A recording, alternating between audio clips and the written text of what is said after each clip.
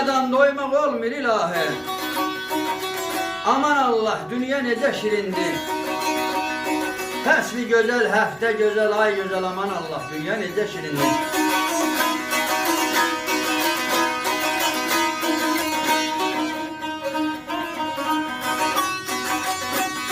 Baxmaq üçün bərəsi var, bəndi var. Gəzmək üçün şəhəri var, kəndi var. Xətəyi var, şəkəri var, qəndi var, aman Allah, dünya necə şirindir.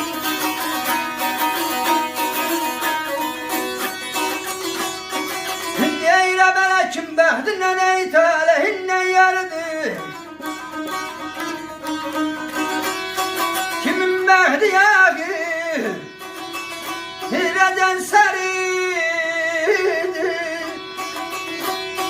Dağlar dumandır, halım yamandır, qayğadan ayalır.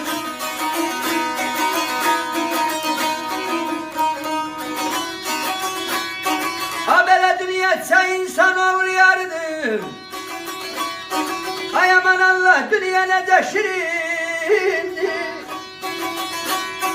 Qardaş şirindir, bacı şirindir, qadam mənə alır.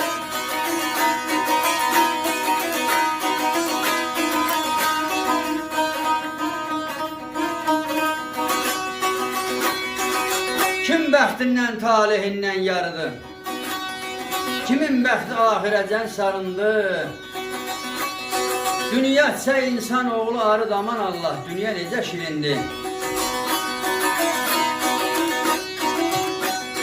Səsli gələn səssiz ölmək istəmir. Heç bir canlı ölüb bitmək istəmir.